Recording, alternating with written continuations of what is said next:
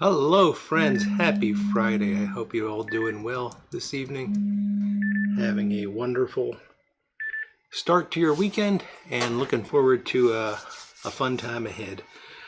So I'm going to get started in just a minute. I've got a little special treat here, which is why I don't have the pipe going yet. But let's see who we got. So there's Paul the Piper. Hello Paul, Little Fat Morgan. How you doing tonight, Todd? Corvette Jim, Perique Piper Skip, Portsmouth Piper, Kilted Piper Steve, and Miss Kathy. Great to see you folks this evening.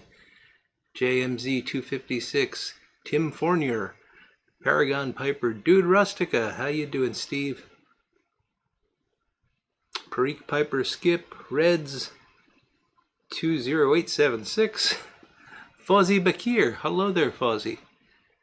DDT 0889. Think I got that one right. DDT. Pipes and Bees, Aussie E Piper.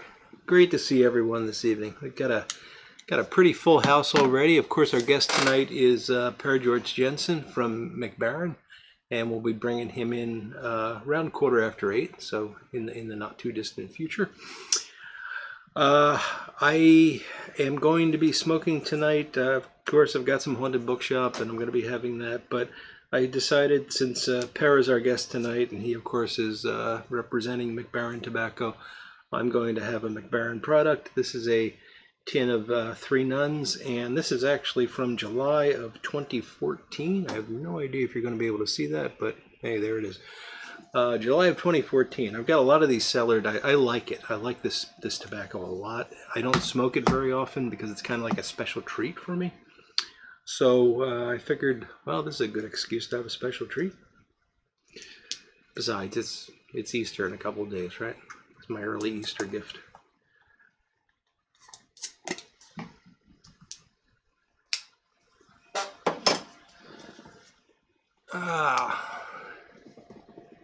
B-Dog Piper, hello there. Bona Piper, hello Christian. Great to see you. Everett Young, how you doing, Everett? Jimmy Tabacchi, hey Jimmy. And Armchair Piper Ed, how's it going, Ed?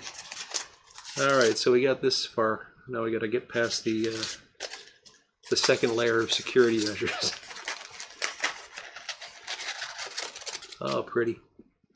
Smells good. Smells very good. Beautiful little curlies in there. Hopefully none of that, no nasties. No, that looks beautiful. That looks really beautiful. So if you haven't had Three Nuns, it's it's a coin cut, but it's actually kind of hard to get individual coins out. Oh, there we go. And very nice. And I'm going to be smoking this in my Savinelli Hercules. And it'll take me a bit of time to fill this pipe with these, so let's see. Perique Piper Skip's going to have some vintage Syrian. Very nice. And Reds 2876 is having some Watch City Old Dominion Flake. Been hearing a lot about that, Reds. WKR Piper in Cincinnati. How you doing, Odie? Long time no see, my friend. Hillbilly Piper never had Three Nuns. Well, it's good. It's a little hard for me to describe because it's been over a year since I've had it, but it is a favorite of mine. The Dark Fired Kentucky in this one is done right. It's just a very nice balance. Virginia, I do believe there's some Perique, more Perique in the green version, which I love. I've had that quite a few times in the past couple of years, but I haven't had the original in a while. And of course, Three Nuns is a very old blend. It's been through multiple iterations, and all this is just when I say the original, I mean the modern incarnation of the original. Oh, Tim, that's not nice. Kirk from Florida. Hello, Kirk. Jose Manuel Cavendish. Sorry, Jose. Corvette Jim's having some Boswell's Raspberry Cream and a Boswell Poker. Sounds like a great combination there. So there's no Perique in the non-green then, Paragon. Fair enough. And there's all this discussion as to whether it originally had Perique or not. Maybe that's something we can ask Per about.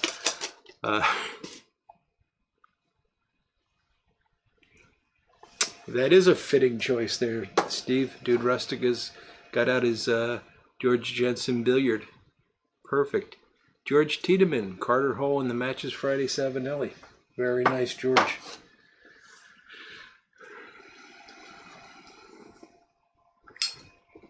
Riano Keeves, hello there.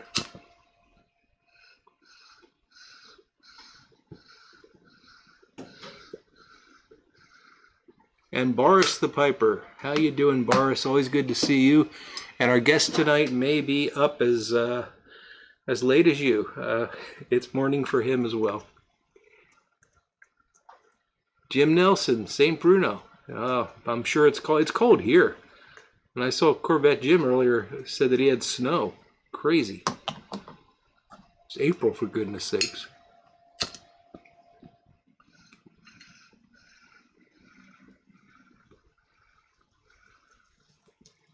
Gilted Piper Steve's got some 3 Friars and a poker. 3 Friars is nice stuff too, Steve.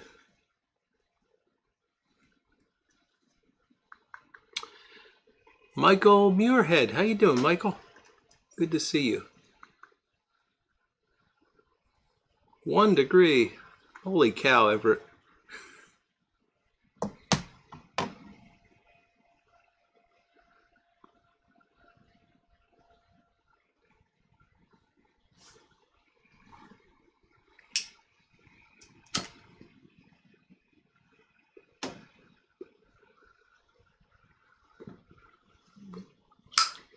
You should try it, Michael Case. It's not the same tobacco for sure, but it's good. It's a very pleasing Virginia with that dark fired Kentucky, and it's got some spice to it from that. And like I said, the green is just fantastic stuff because they add Perique to it. It's really good.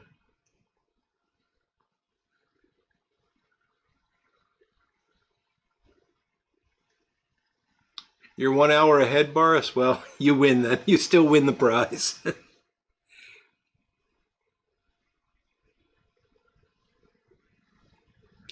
This is the blend that I haven't had it in a while, so I'll be looking forward to trying over the next couple days to see if this happens.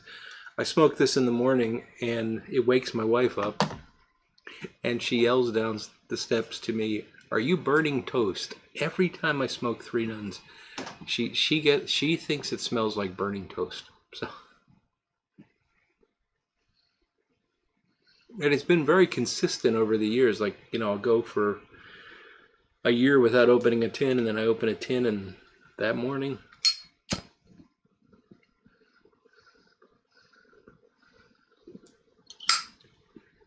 Professor Walker, how you doing tonight, Professor Walker? Ron Hardcrackers, hello there, Ron. Pittsburgh Piper, Patrick Grant, good to see you guys. Got a nice crowd forming for Per. It's good to see that.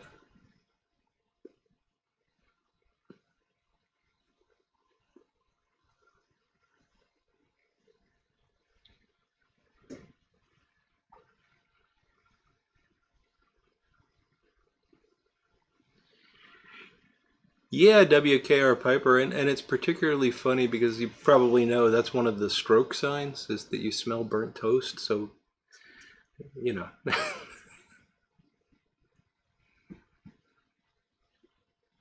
No, Tim, this is a Hercules, so Savinelli second.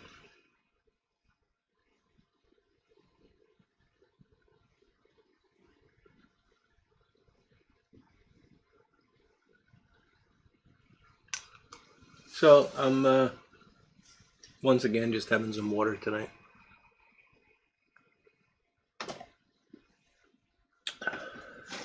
Nice thing about water is it pairs with every blend. And so I got the Savinelli Hercules, or the Hercules, for the 3 Nuns, and then later, when I finish this enormous bowl, I've got the Matches Tribute Pipe, which I've already smoked today, and I'll be putting some Haunted Bookshop in that. That'll probably happen during the interview, so in case you're wondering. Yes, Patrick, it is a nice turnout. Respectable Piper, hello. Stephen Skip Kane, did I see you guys earlier? I think maybe. It's hard to keep track, especially when we get this many folks. So I apologize if I say hello twice, but I don't think you'll mind that. The bluest cup ever. It is fairly blue, isn't it?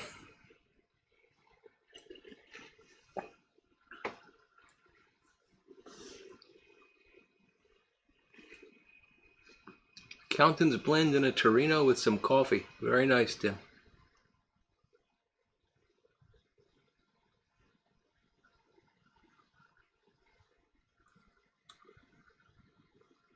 And Texas Piper's got some haunted bookshop with some Bayou Morning Flake on the deck. That's a not a bad evening at all there, Eddie.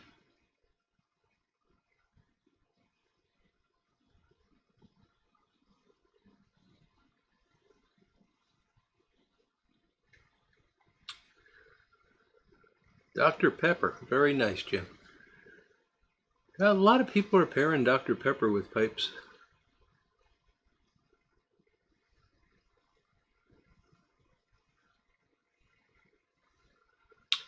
Patrick Grant, beef feeder martini, had some windjammer and a radice. Nice combination there.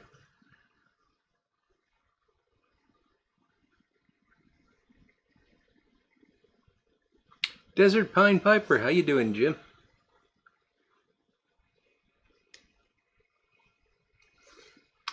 No, Jimmy, I'm not so much growing a beard as being lazy about shaving. Not quite the same thing. Rihanna Keeves, Peterson 3 Ps and a Peterson.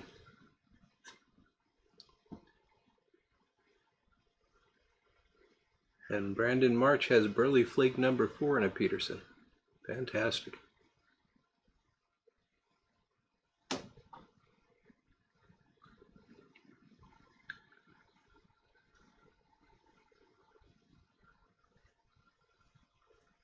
Wouldn't you like to be a pepper too? There you go. There's a song that will now be stuck in my head all night. Thank you, Smoking Kentucky Piper.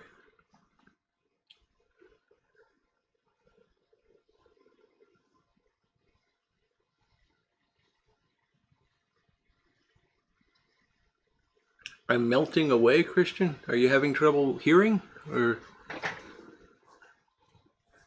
Oh, melting. Oh, Cliff, thank you. Yeah, I have been losing quite a bit. I don't want to brag about it or anything, but it's going really well. Thank you for noticing, both Christian and Cliff.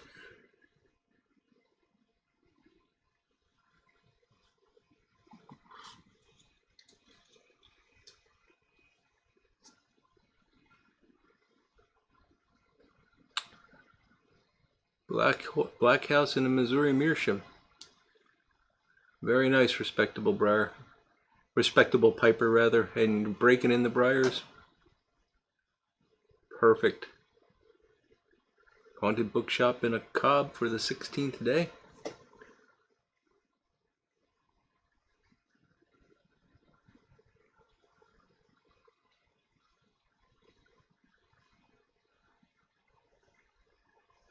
There are quite a few threes tonight, Steve. Thank you, Cliff. Yeah, I'm feeling great. I'm really happy about it.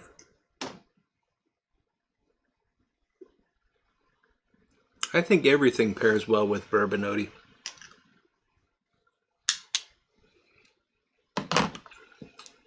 Everything.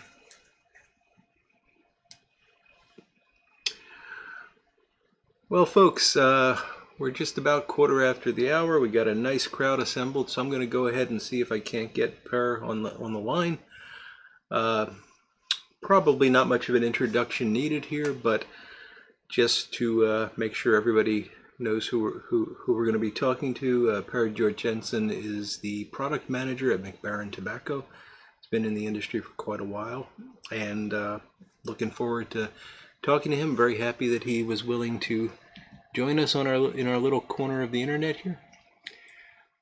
So let's see if we can get Per on the line here.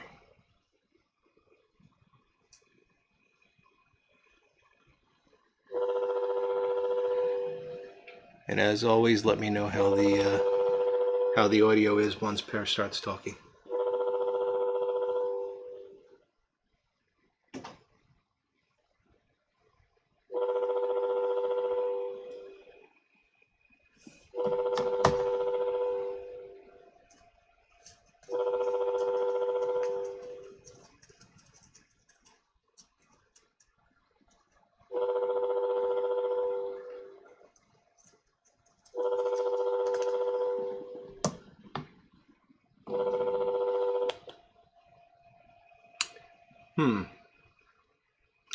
Well,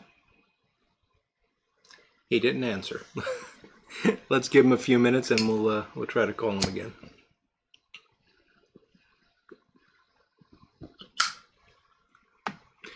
We did send him a note earlier this evening, so he knows to expect it. It's always a worry with the time difference, you know.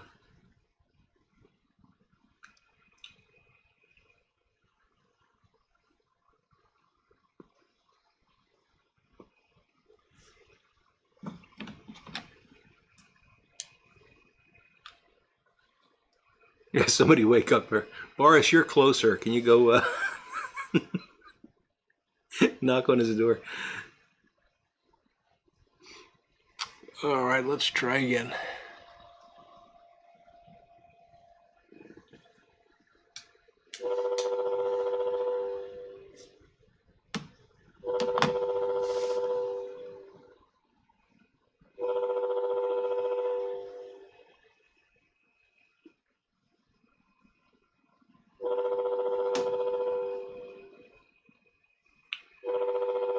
Well, folks, this may not be a good sign.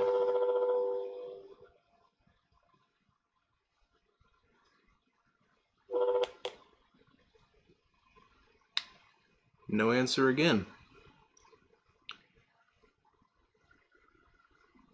Just make sure there's nothing in my email or...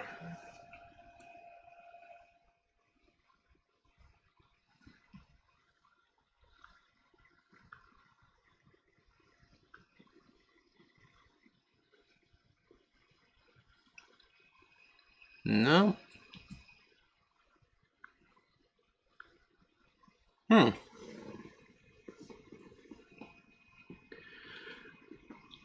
Well, he's probably out back finishing up a bowl of Captain Black Grape. That's hilarious. Oh, here we go.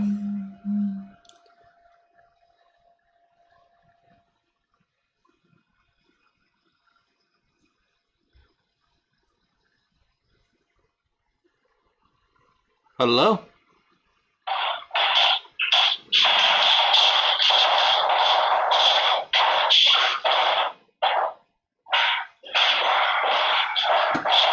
Hello? Hi, Mike. Ah, how are you, Per? I'm good. It's a bit noisy. Well, I'll sit down and sit down. Okay. Yeah. Great. Okay, I'm good. Good, good. Well, thank you so much for joining us tonight. I know it's rather early in the morning for you, and we greatly appreciate you taking the time. Well, it is. It's 2 o'clock in the night. Wow. That's well, glad you could make it for us. I'm just waiting to make sure that they can hear you okay, but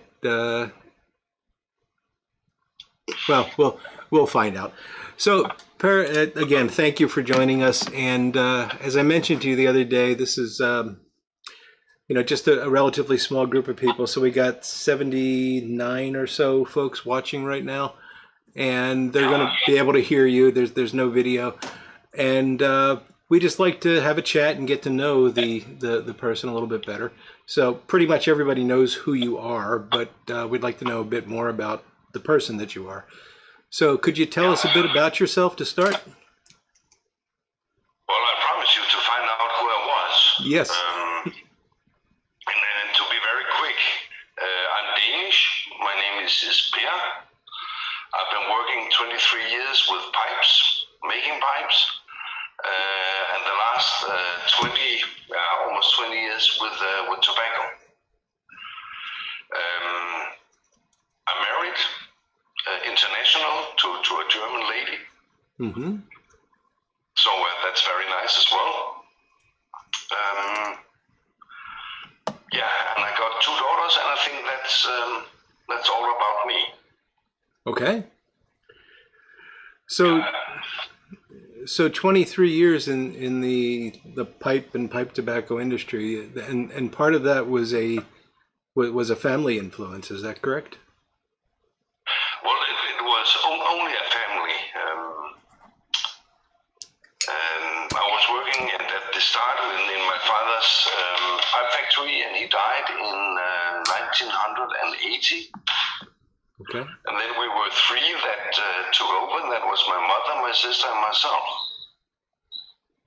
And we had around about 12 employees, and making around 40,000 pipes a year. Wow. So that was about it. It was not, as you can hear from the amount. It was not any artist pipes. It was a factory pipe. Sure. Yeah, with that volume. And how did you start there? Were you always supervising, managing, or did you actually hands-on make the pipes? No, I started in the factory. I think it was at the age of 9. Wow. Sweeping floors. Mm-hmm.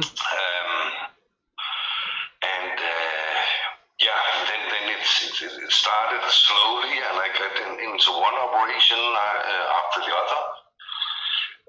And the age 15, I was starting sandpapering pipes. That's actually the most difficult.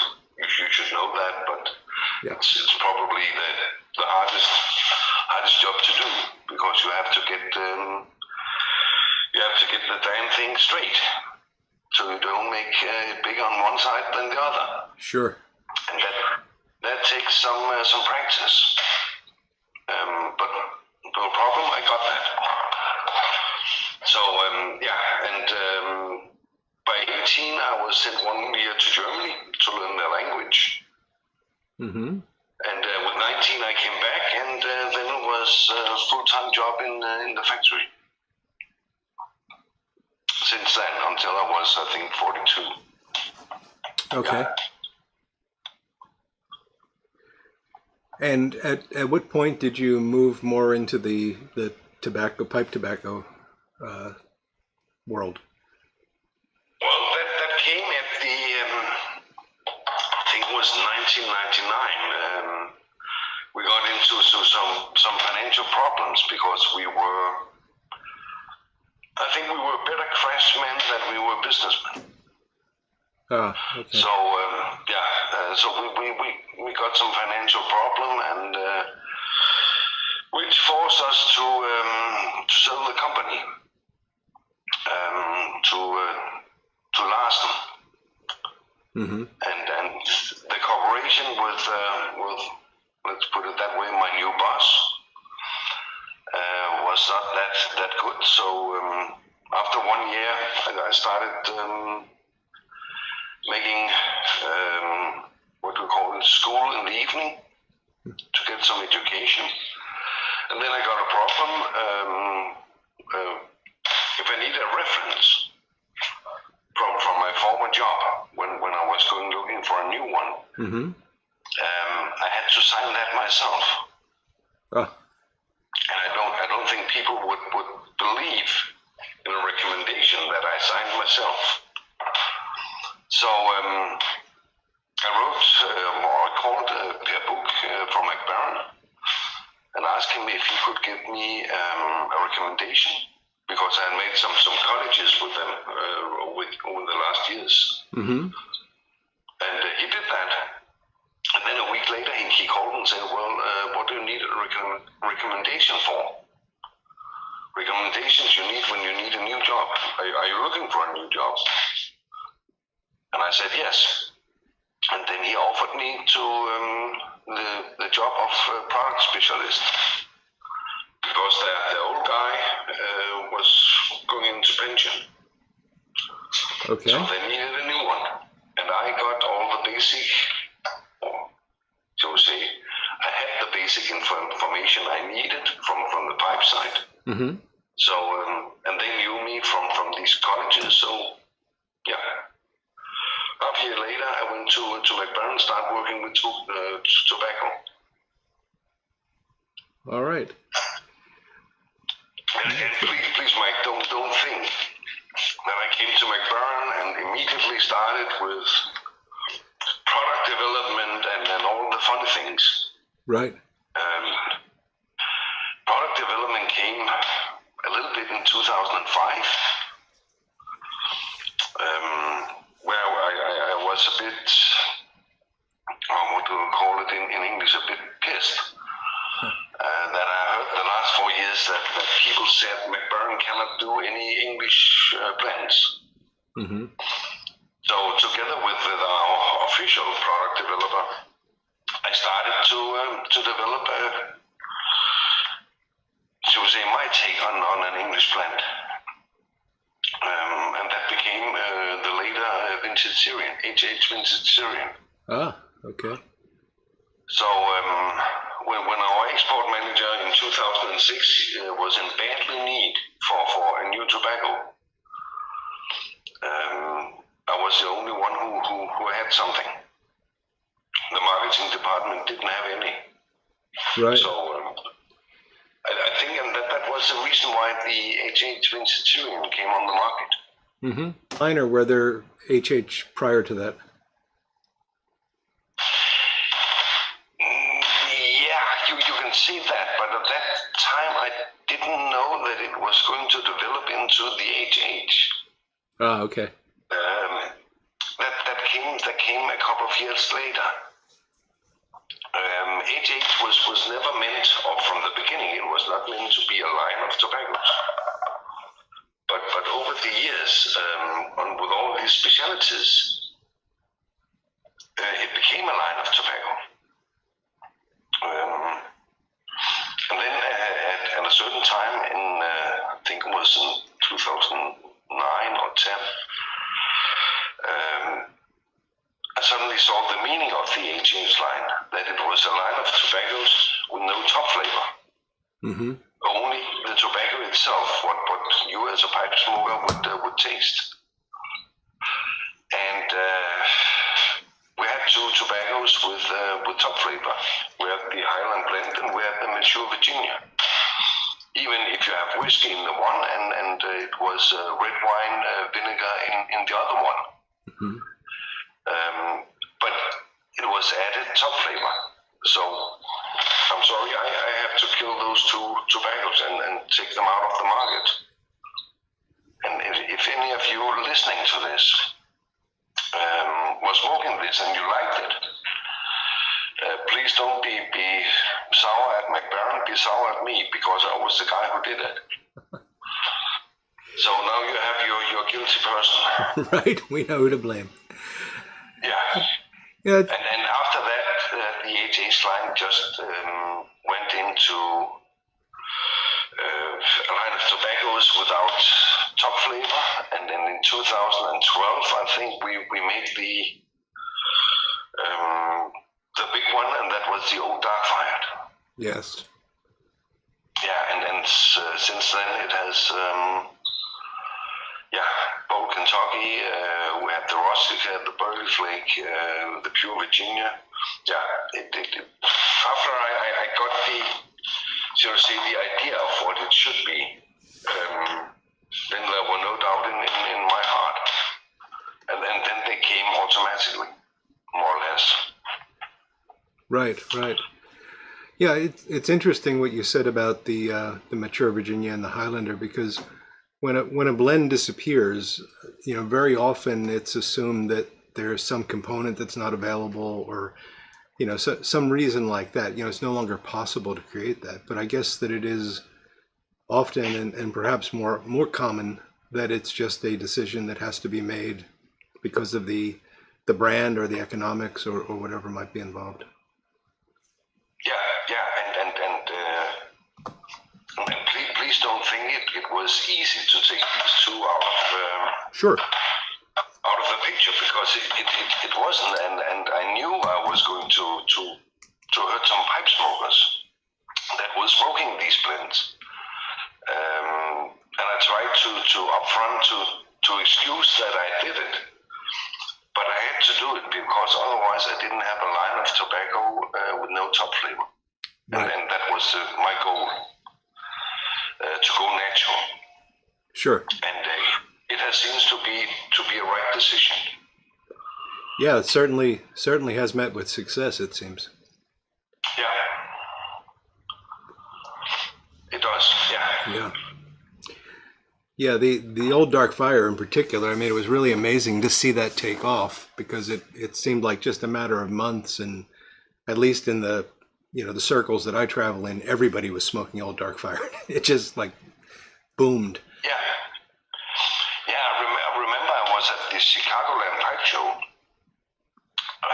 and whenever I went to the smoking tent, I always had a tin of old Dark Fire, and I tried to give as much of it away, and also at the table where we were standing, we were giving samples away, and I had the same experience. I got a lot of positive feedback the same day. And normally pipe smokers don't do that. They wait a day or two and then come back and tell you. But here they came immediately, and that was very nice. Right. So I want to ask you. So I'm actually smoking Three Nuns right now, and that's a favorite of mine. Was that brought back during? I can't remember the timing of that. Were you at MacBaren when that was brought back? Yes. So can you tell us a bit of the story behind that? Yeah, Three Nuns is one of the tobaccos that had, so we say, had a terrible life in the history of the tobacco. Because it was invented way back in, I think it was 1896, and had always been a very good tobacco, and it had a very good reputation. And as with a lot of blends, all these small blends got bought up by bigger companies. And finally it landed with Imperial Tobacco. And if there's one thing Imperial Tobacco do not have interest in, then it's pipe tobacco. Right. So they tried to I would say, hustle it along. Originally born with Perique in the recipe. That was removed to make it easier, and just to work with Dark Fire Kentucky instead. Then Imperial didn't want to produce it anymore, because the quantity of Three Nuns was not big enough for a big company like them. So they gave it to All In Tobacco for them to make for Imperial. Okay. And then in 2006, we started with producing tobacco for Imperial Tobacco Group, meaning Imperial was closing their factory in Liverpool, the old Ogden factory, and production was moved to Svendborg, to MacBaren, except for Three Nuns and Capstan that remained at Orlik. Okay. That production we took over in 2012. So we had the whole family of Imperial Tobacco tobaccos produced in Svendborg. And in 2015, and that was a very happy day, remember the 31st of August, we bought the rights for the brands, meaning that the Imperial Tobacco Group's pipe tobaccos now belong to MacBaren in Denmark. Uh-huh. And I think that was a very, very happy day, because all these famous tobaccos, Capstan, Three Nuns, you have Imperial, you have Amphora, you have a lot of brands for France, for instance, very old brands. Finally, they came back to a tobacco-loving family, and I think they deserve that. Sure. Or let me put it another way: it's probably better than you tell me if we have done a good job. Trying to put a little bit light into Amphora, for instance, with the Virginia, with the Burley, with the Kentucky.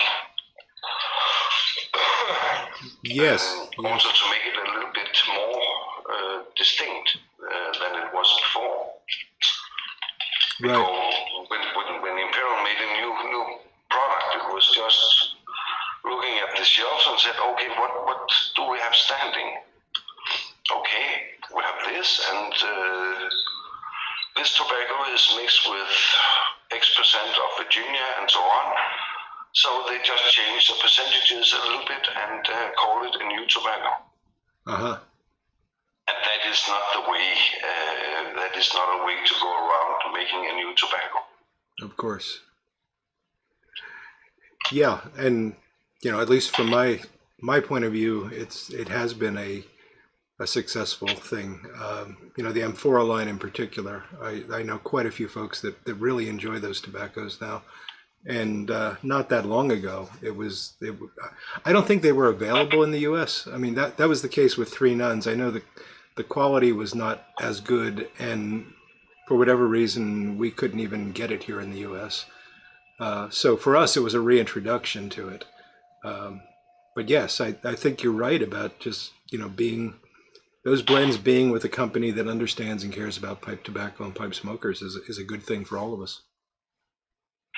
Yeah, and it's and I saw the difficulties Amphora had, especially in the United States when they came out, because it seems that they had a reputation of being drugstore tobaccos. Yes.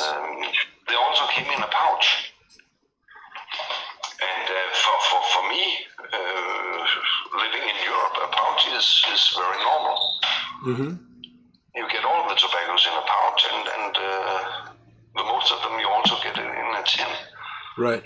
But Amphora was exclusively in pouches, and that was a bit uphill, and that surprised me. Really surprised me, because a lot of pipe smokers had their end of the story and their experience with Amphora, and they were not quite happy about it. Mm-hmm. And then something new came, and the Virginia was the first one, so I think that took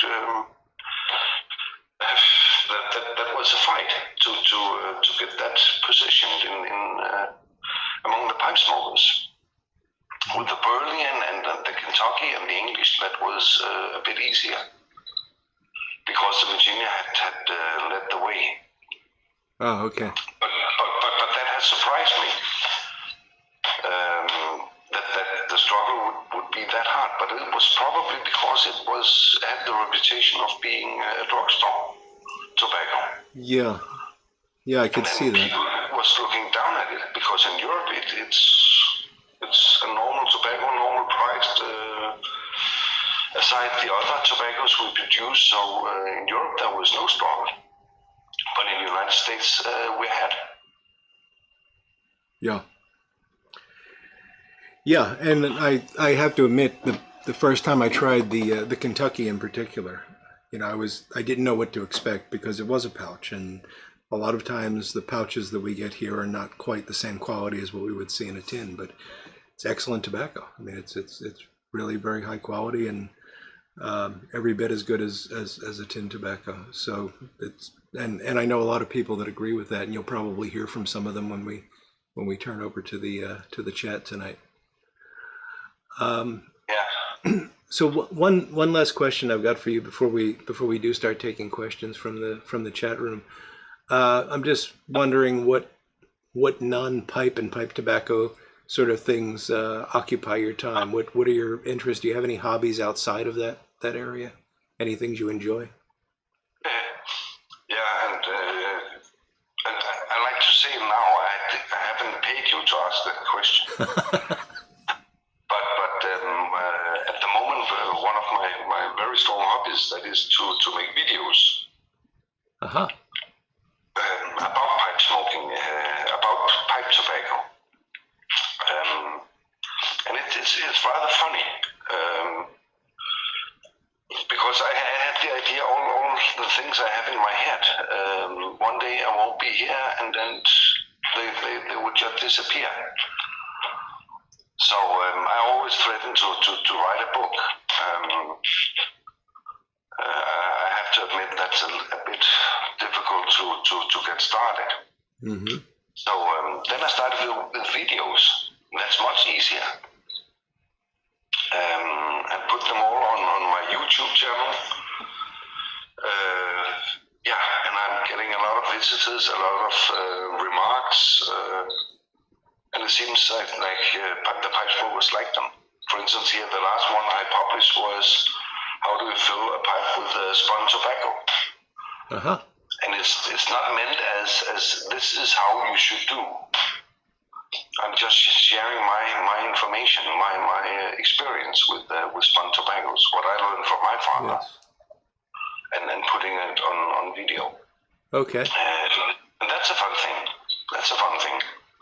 That's great. And then, of course, my wife says one of my hobbies is her. And yeah, she's right. Well, that's a good hobby to have for sure. Yeah, it is. Well, that's great, Per. And I'm sure most of the folks here tonight are familiar with your YouTube channel, but I will put a link to your channel in the description of this video after the show tonight. So if anybody wants to go and find that, they'll be able to easily access it. Yeah, thank you, Mike. And then let me just put one thing. It's not an official MacBaren video. It's my personal. Ah, okay. So it has nothing to do with MacBaren, except that, of course, I'm working there. Sure. And have the possibility to film. But otherwise, it's a private channel. Okay, understood. That sounds very interesting. Okay, so if it's all right with you, we'll take some questions from the folks watching. And guys, this would be a good time for you to put your questions into the chat. There's about a 30-second delay, so we have to give them a moment or two before the questions start popping up here. Yeah, no problem.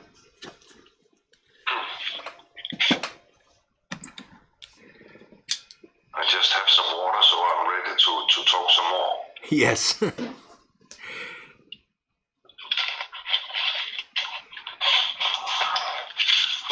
Yeah. There's an interesting thing. So WKR Piper is saying that MacBaren is actually, and I do know that it's a powerhouse in the world tobacco industry, but he's saying that you produce between around 70% of the world's pipe tobacco. Is that correct? I wish that was true. But if you put the production of Orly tobacco and MacBaren tobacco together, we are reaching round about, I think it was the last figure I heard was 55% of the world consumption of pipe tobacco is produced in Denmark. Well, that's impressive. But it has to be divided in Orly tobacco and us. Right. So it's two companies. Yep, understood. But it's quite a number. And I very often hear the question, how comes it that a small island in Denmark, where you have located two of the biggest pipe tobacco producing companies in the world, how comes that? Yeah. And the answer is very simple. Because just after the Second World War, the most countries had import restrictions concerning tobacco. They have to grow their own tobacco. They have to use domestic grown tobacco in all their blends. But Denmark didn't. So Denmark was importing the best Virginia of the United States and all the best tobaccos around the world. And very quickly, we got a reputation, all the Danish companies. If you want good quality, you buy Danish. And I think that was the corner of the success for the Danish pipe tobacco. That was legislation. Well, that's very interesting. I wasn't aware of that, but makes perfect sense, of course.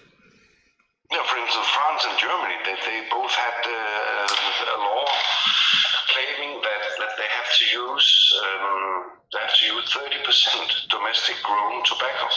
Mm-hmm. And can you imagine that you have a brand, for instance, like Capstan, and then suddenly you have to use 30% domestic grown tobacco in that? That would change the blend. That would definitely change the blend, sure. It will, and it probably had. So slowly the Danish tobaccos had more success. Interesting. So Michael Case is asking about Syrian Latakia. Do you think that Syria will ever produce Latakia again? Well, if I knew that, yeah, I wouldn't be working for MacBaren. I would be working for a shareholder, taking care of his shares, if I could tell about the future. But my best guess is no, we won't see any Syrian Latakia again. Yeah. And of course, the civil war in Syria and the conflict down there had made it very difficult to even talk about Latakia out of Syria. But even before the conflict started, the government had forbidden to produce and export Latakia due to they were using too much of the firewood. Ah, right. So already before the conflict, it was decided that Syrian Latakia was going to disappear. And the conflict, of course, just made it much quicker. Right. But it's now produced in Cyprus, and of course there's a big difference between those two. In my eyes, the Syrian Latakia was a milder form for Latakia, where Cyprus is more like in your face. When you smoke it, you know immediately you're smoking Latakia. Right. With Syrian Latakia, you could, when you made a blend, you could go, you could make it more elegant, I would say. Mm-hmm. That was the big difference between those two. And right now, I know there's a new Latakia producer starting up in Turkey, looking very promising. And that is actually Izmir tobacco, what is used for Latakia. Oh, okay. And that's we have some and we use some, and it's very interesting. So for the future, I would say we are not in any dropout of Latakia. So those of you who are smoking Latakia, that should be good news. It will be around. Definitely. Okay, so our friend JMZ56 is asking if MacBaren would ever consider putting the amphora blends into larger tins or perhaps even bulk sales.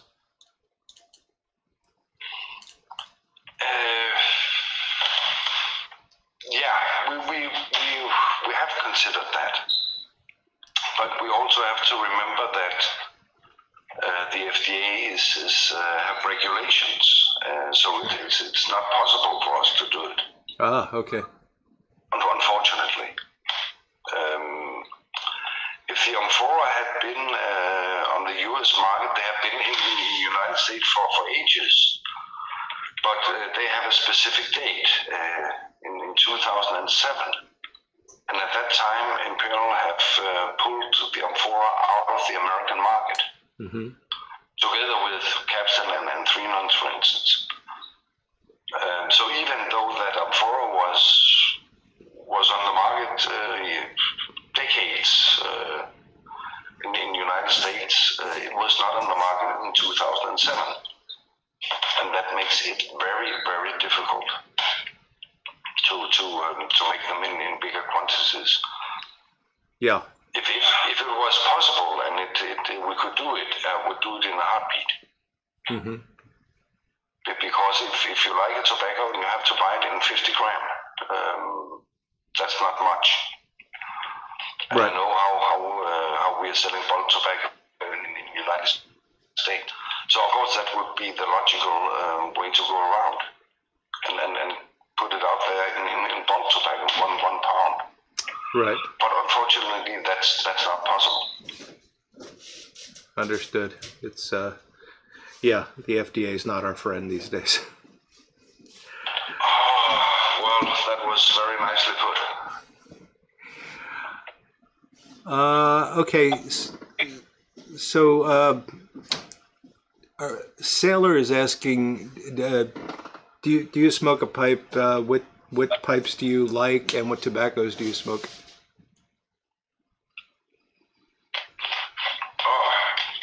Now you have to think about this is my personal taste. And the funny thing I always have, that is pipe shows. And it's when two guys are starting a discussion about whose tobacco is best. And I'm just looking in fascination and following this discussion, because they are discussing something that can't be discussed. Right. It could be discussed, but then I have to lend you a tongue. Of course. And to smoke a pipe using that tongue to get your impression of this tobacco. So it's a discussion without winners. So this is only my experience. I'm a Virginia guy. Started out with Virginia Flake. Probably pushed me into creating the HH Pure Virginia. Then that became my favorite. And normally on my working days, it's getting a little bit too little time to fill the pipe with flake and then have the quiet and you can sit down and so on. So right now, my favorite is Amphora Virginia.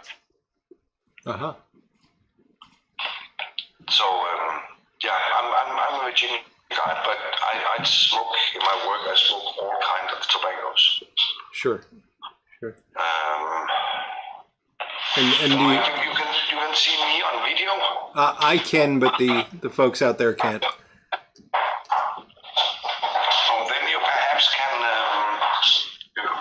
tell the guys what I'm showing now. It appears to be a blank tin, a black tin with nothing written on it. Yeah, it's a blue one, dark blue. Dark blue. And this dark blue tin will come to you in the autumn. Ah, okay. Because this is out of the production. I was in the factory on Monday, and there spun tobacco with some Virginia with dark fired Kentucky, and perhaps the most interesting component from MacBaren, at least, Perique. So, and I've been smoking quite a lot of that because developing it and following it in production. I have to admit, for a Virginia guy like me, it's a perfect tobacco. Wonderful. Well, that's something to look forward to. Yeah, and it's not too strong. All the components make themselves present. Oh, that's which of nice. Is another take on blending tobacco, because everybody could make a strong Latakia blend. And just add 50, 60, 70% Latakia, then the only thing you taste is Latakia. My take on blending tobacco is a little bit like cooking. All the ingredients that you are adding in the tobacco, all the different tobaccos, you should be able to taste. They should either be present in the smoke, or they should come and go, but they should make themselves present during the smoke. Like when you're cooking, you want to make a dish with chili, and you just add chili so everybody get burned. Yes, it tastes like chili, like the name. Right. But perhaps it would be better if you could taste everything that you have put in. Right. What do you say? The dance of the different components. The balance is very critical. Yeah.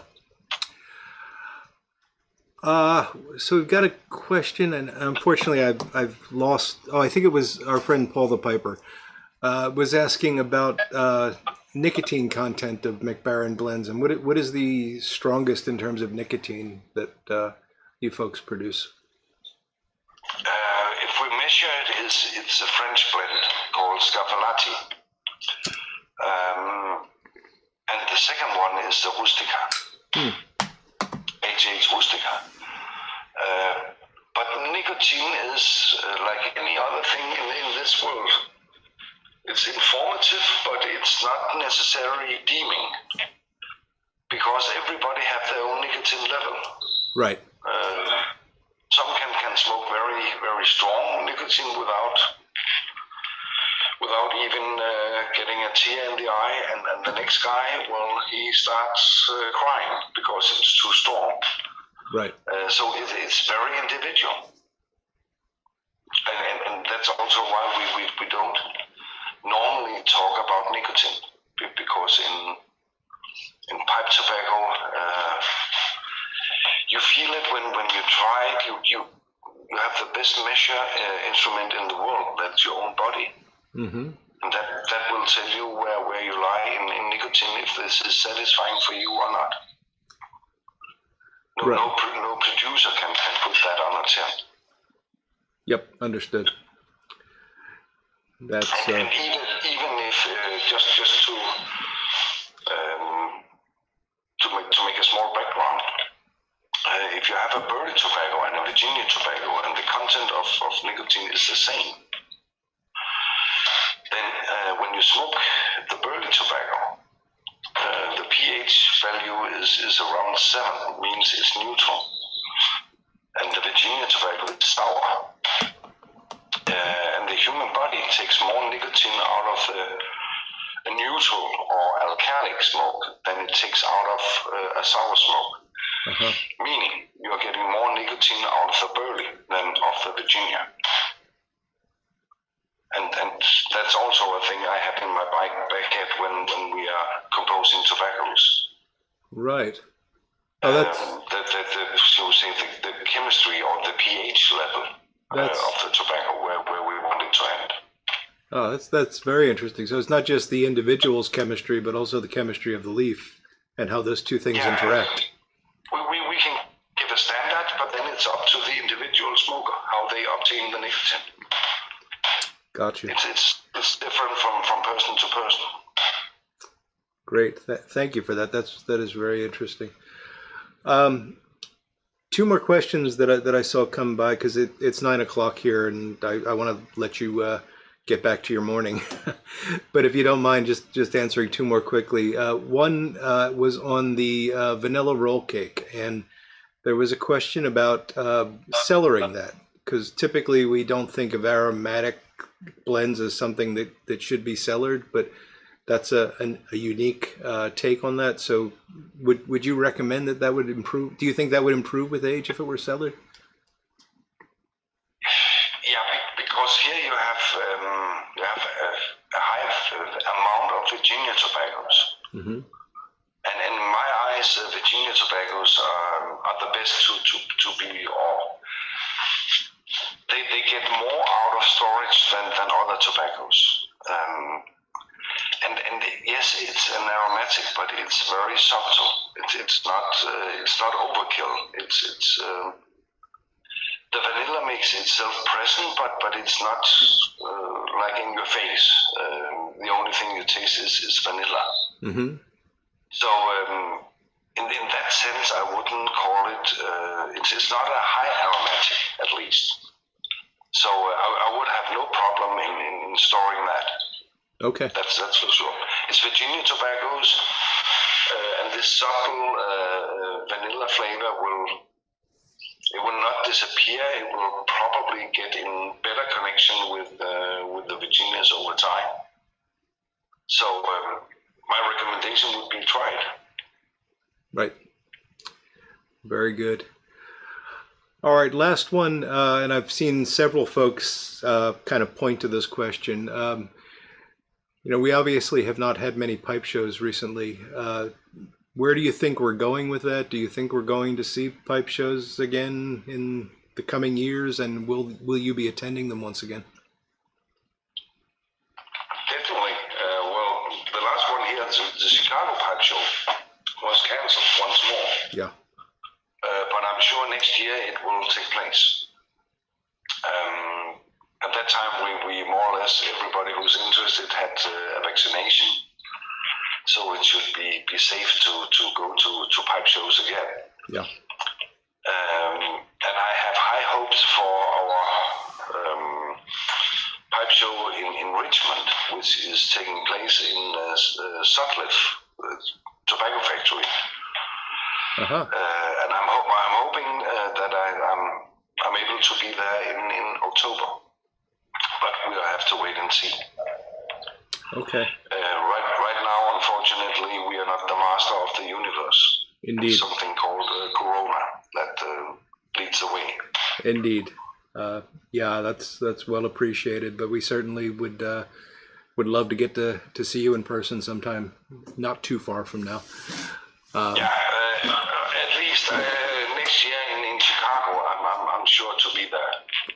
Great. And hopefully also in October this year.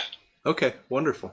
So as soon as the pipe shows are getting going, I'll be there.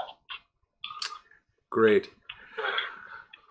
All right, Per. Well, I want to say thank you very much. I really appreciate you taking out the time to talk to us this morning for you, and I've really enjoyed it. So thank you.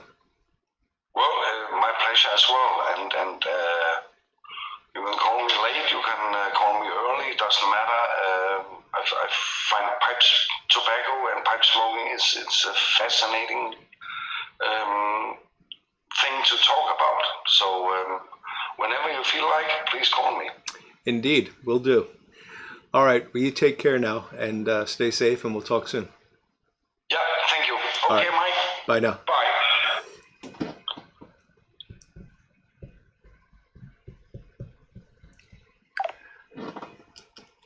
I hope you enjoyed that, folks. Just want to make sure that we get out of the app here and I don't accidentally call anyone. There we go.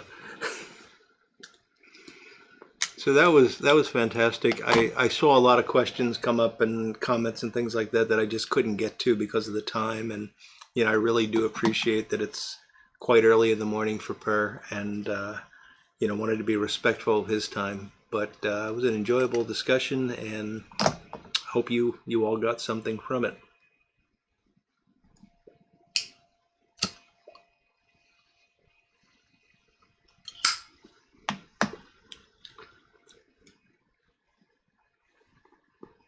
Thank you, guys. I see a lot of folks saying it was a nice interview and all that, and I enjoyed it. And the thanks should go to Per for being so gracious and happy to answer our questions.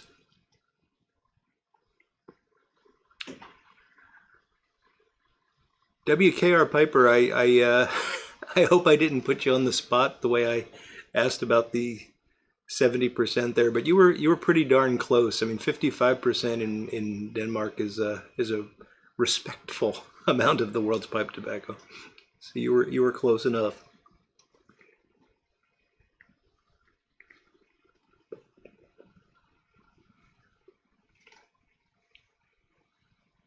Oh, thank you, Eddie. I appreciate that.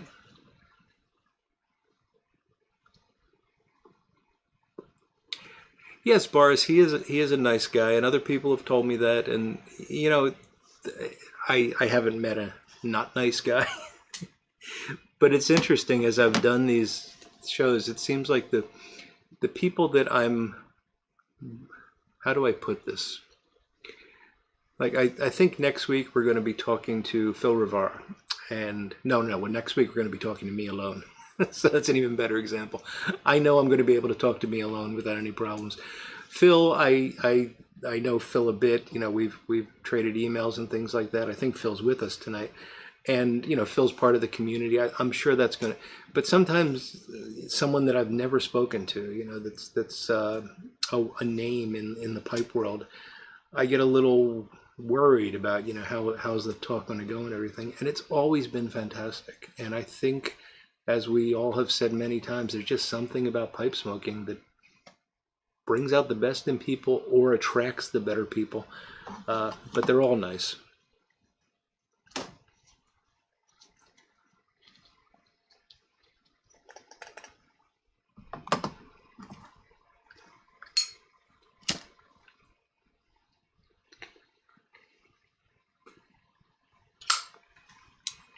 Oh, thank you for saying that, Jose. I appreciate it.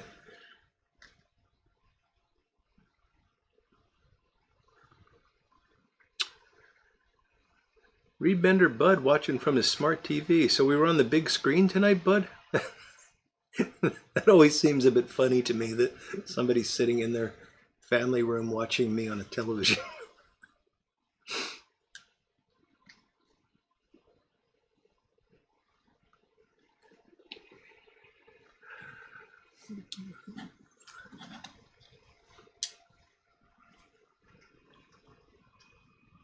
The Tunnel Take. Hello, Greg. Good to see you. Fawzi Bakir, I saw this come up, and I'm sorry I did not have time to ask this question. So Fawzi is saying, if you have two blends and both have the exact same components, the same percentages, what makes one better than the other? So Fawzi, if you have the exact same components and the same percentages, meaning you've got a bale of Virginia and you've taken 20% Virginia from that bale, and the other blend takes 20% Virginia from that bale, I think they would wind up being the same blend. So it's rare that they would have the exact same components. The percentages are important, but the components are important too. And that's why, if you remember back when we talked to Jeremy Reeves, he talked about traveling around and actually hand selecting the tobaccos that they're going to use, because the quality of the leaf and other characteristics that, you know, may not be directly related to quality, but, you know, strain and things like that are going to be important. So that's the best answer I can give, and I apologize that I wasn't able to get Per's input on that question. It's an interesting one. Curmudgeon Piper, hello there, Doug. Caught some of the other. Oh, great, I'm glad you enjoyed it. Per is a fantastic guy. Peace Pipe Man, are you heading out? Will you have a good night and a great weekend, my friend?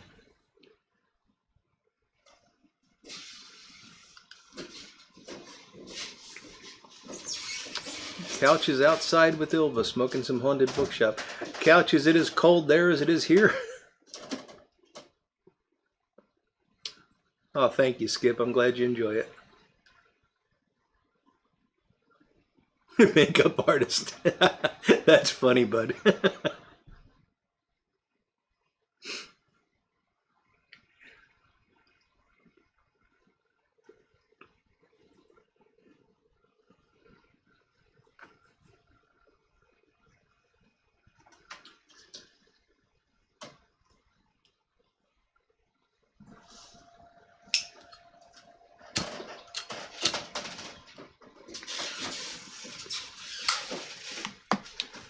Couch is cold too, huh? Yeah. What a strange spring this is turning out to be. We had weather in the 70s like maybe last week, and today it's in the 30s, and it's snowing in parts of the state.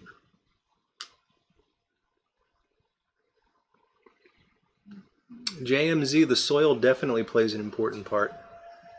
Um, that's one of the reasons why we don't just grow and produce Latakia in the U.S. We can't. It's not just, with Latakia, it's really interesting. It's not just the soil that it's grown in and the strain of tobacco, but it's also the wood that they use to smoke it. And I think they even, I don't know if it was the Syrian or the Cyprian where they used camel dung and things like that, pine needles, all that plays into it.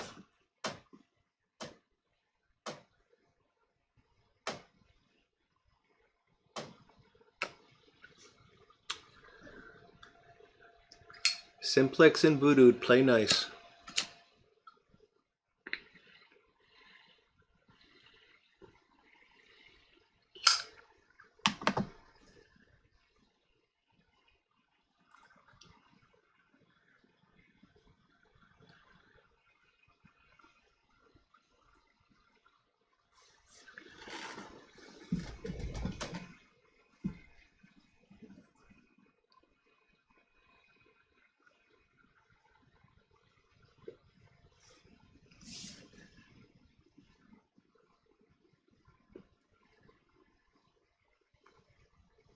It's funny, this bowl of Haunted Bookshop is almost done, and compared to how long this smoked, I feel like it didn't last hardly at all. That's the difference between smoking coins in a really big pipe and smoking a ribbon cut in a relatively small pipe.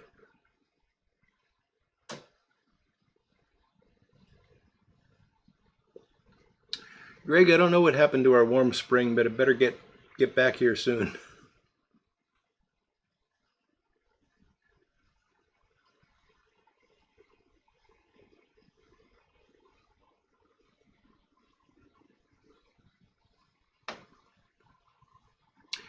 So apparently the story with Chicago was that they were going to do it in an outdoor tent, and they've always had smoking tents.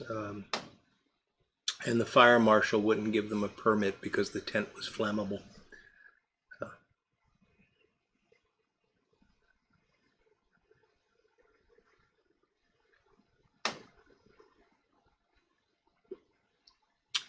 Oh, that's interesting, Fozzie.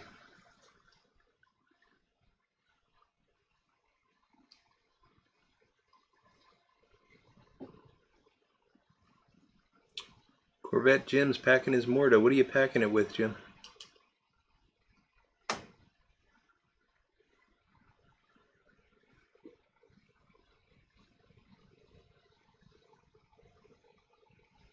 In the 30s in New York as well, Patrick. Yeah.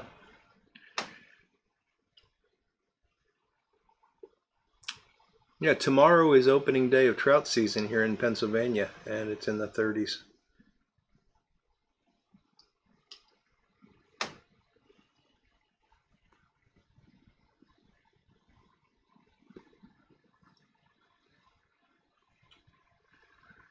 Good night, Simplex. Thank you for joining us, and have a great weekend.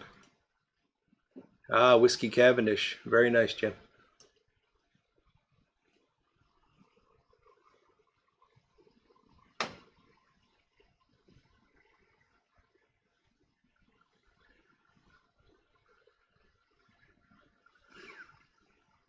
All the tents out there.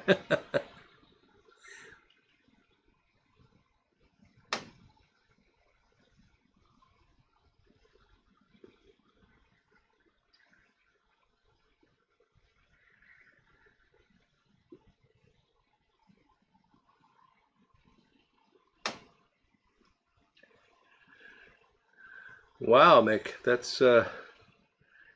that's not pleasant at all.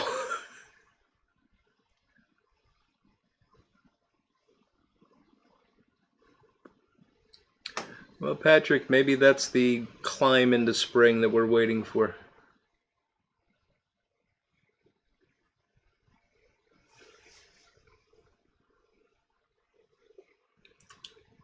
Yeah, I understand, Couch. Does Ilva like the cold? I let my two dogs out this morning, and it was cold. I don't know what the temperature was, but it had to be in the mid to low 30s. And I've got two of them, Thatcher and Isabel. Thatcher's the one that you see in the in my little avatar and on the virtual pipe club things. And Thatcher's smart. Thatcher goes out. Thatcher says it's cold. She does what she has to do, and she comes back in. 5 minutes at the most.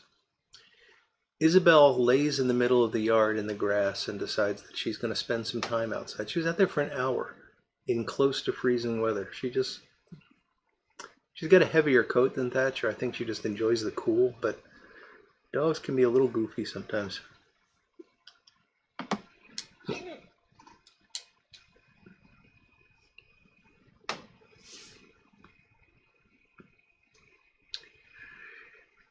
Yeah, I know the Las Vegas show is still on, apparently, Steve. Who knows if that'll actually go through.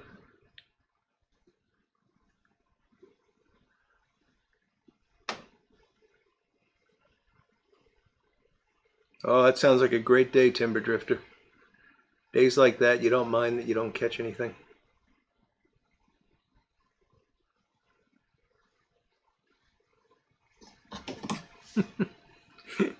Yes, Mick, it does seem like it's turned upside down.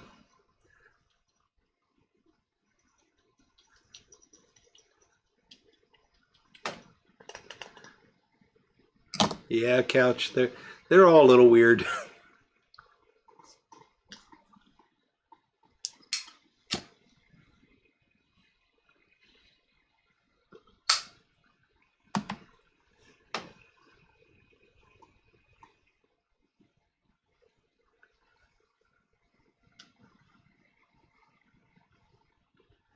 Freeze on Monday in the UK, man.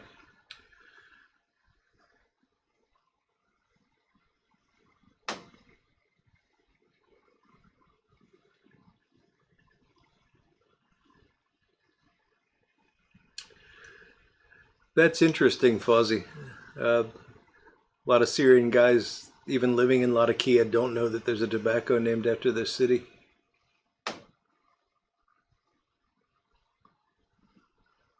But Pennsylvania, where I live, there's actually a pretty big history of tobacco farming and cigar manufacturing, and folks don't know anything about that. They're surprised to find out that it's the case.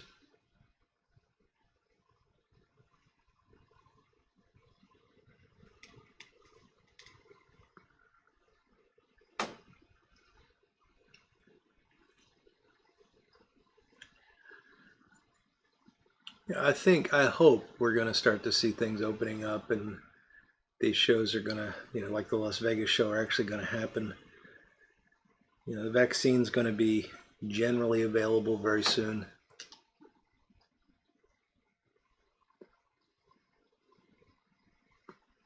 Of course, they're telling us there's strains that, but the fact is, I think people are just getting fed up with it, and you start to do a risk-benefit analysis, and I don't care if there's strains.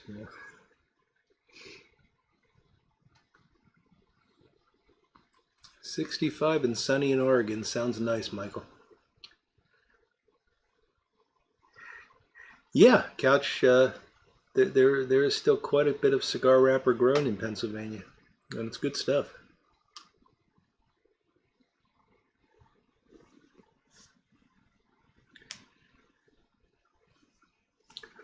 Oh, we're still a bit away from the dogwood blooming here, Steve. And I can't say if the crappie are biting or not because I haven't been fishing, but We've seen the forsythias blooming. Just today I noticed that.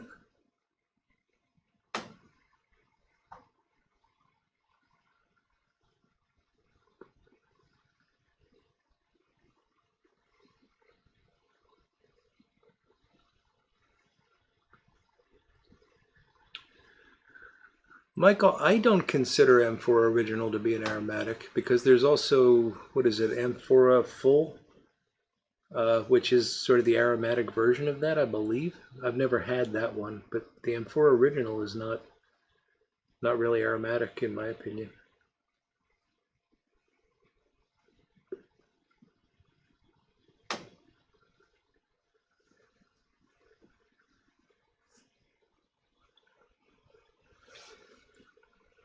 I doubt it, Paragon Piper. I know that was kind of the plan, but how are they going to police it?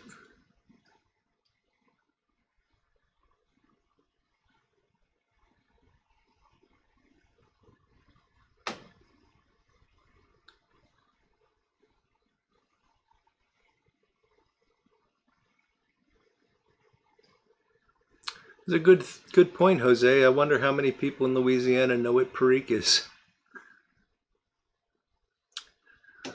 Oh yes, the Perotti and Avanti cigars. Pennsylvania leaf in those.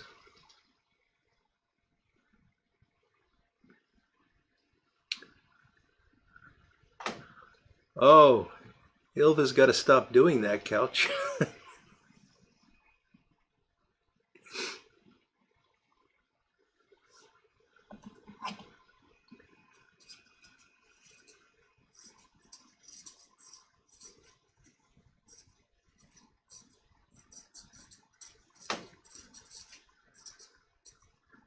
Good point, Fuzzy. Latakia is a bit smaller than Louisiana.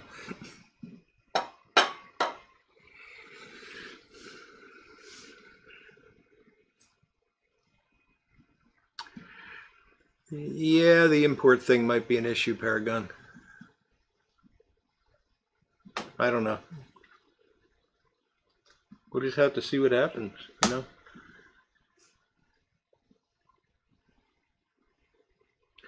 Fortunately, most of the tobaccos I like were made prior to 2007, so I'm okay.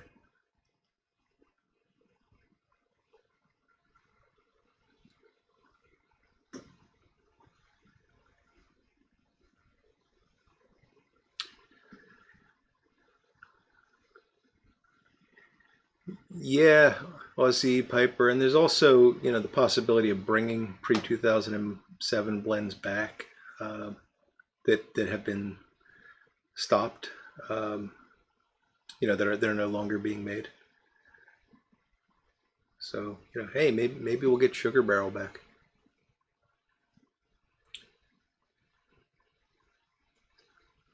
"2:30 a.m. Well, so nice to have you with us in the wee hours, Paul.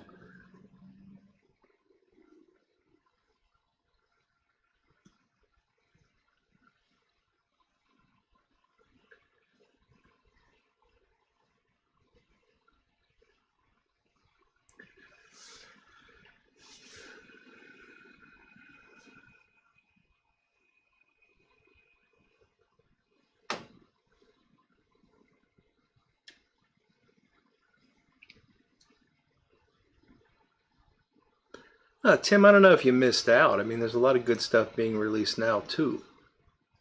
I'm just saying that if all the stuff that's been made since 2007, the new releases since 2007, if they all went away, I don't think there's many that I would miss.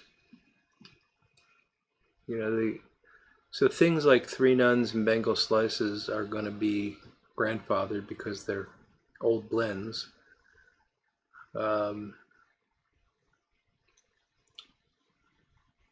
Yeah, and most of what I smoke was available before 2007. But it doesn't mean that people won't notice. I mean, I'm just saying that my personal case is not going to be a huge problem. Yes, Michael Case. That is funny and disturbing.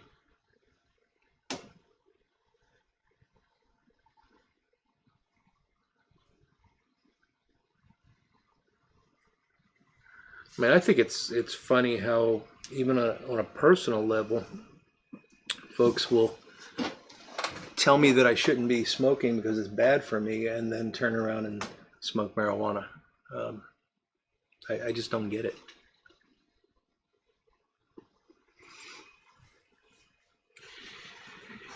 Yes, Steve, you. I hear that you're going to be just fine.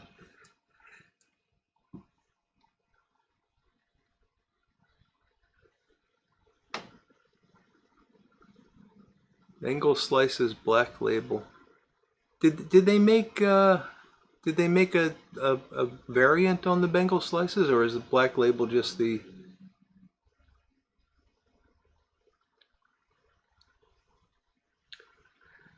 Yeah, I smoked a lot of Bengal Slices back in the day, Patrick, and honestly, I can't tell that much of a difference between the standard tobacco release that Russellette worked on, and the original. I think they're very similar.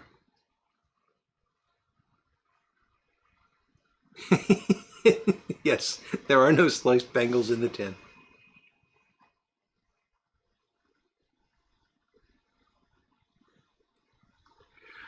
Ah, good point, Everett. Steve, if when Everett and I get out there to visit you, you're going to have to change that projection.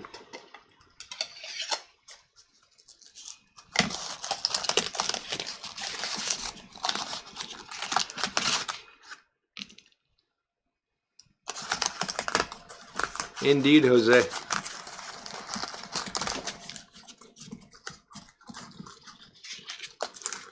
See, I'm out of it. I didn't know about these different labels of Bengal Slices, but I kind of, I don't know. I get a bit. It's like the limited releases and things like that. I worry that they're just marketing ploys. Like I've never tried. Like they came out with Old Joe Krantz red and blue and green and whatever. I've never tried any of those. Although I love Old Joe Krantz. I'm trying to just pack a half bowl here because I don't want to be up till 2 in the morning. Although some of you guys are, and I appreciate it.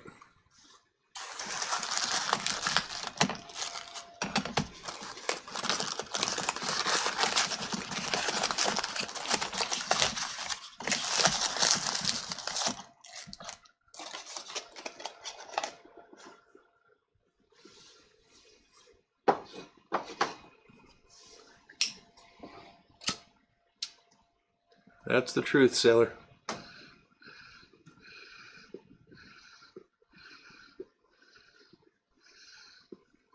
Uh-oh.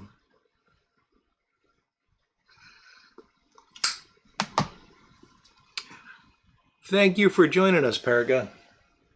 You have a nice evening and a great weekend. Oh, this is... There we go.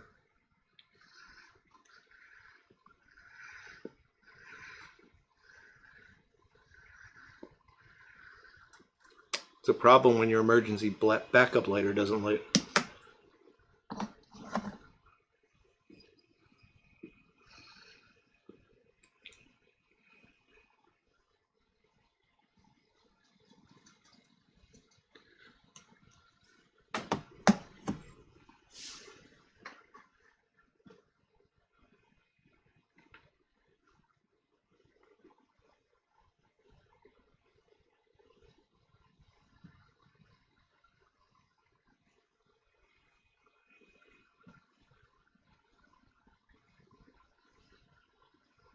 Oh, Eddie, thank you. Thank you so much, my friend. I really appreciate that.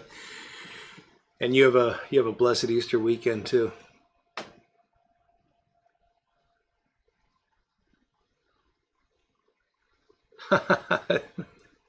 Yeah, Steve.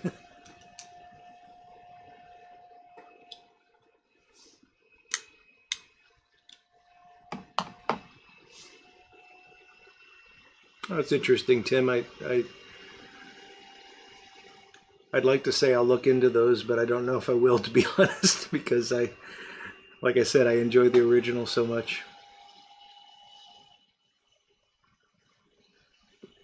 All right, Michael Case, thank you. You have a happy Easter too, and have a great weekend. Yeah, guys, it's 9:30, so I think we're gonna put a bow on this one. Thanks to Georg Jensen for being our guest tonight. Thanks to all you guys for joining us. Thanks to our moderators. We really appreciate you guys and the work you do to keep the show flowing nicely. Next week, it's going to be Virtual Pipe Club, so just me and y'all, as we used to say in Atlanta. So I look forward to seeing you there. And we've got hopefully a video coming out on Sunday. I'm not sure yet because it is Easter Sunday, but I'll probably do something. So I'll be able to chat with you then. So I hope you all have a great weekend, a happy Easter to those that are celebrating it, and take care, and we'll talk soon. Good night, all.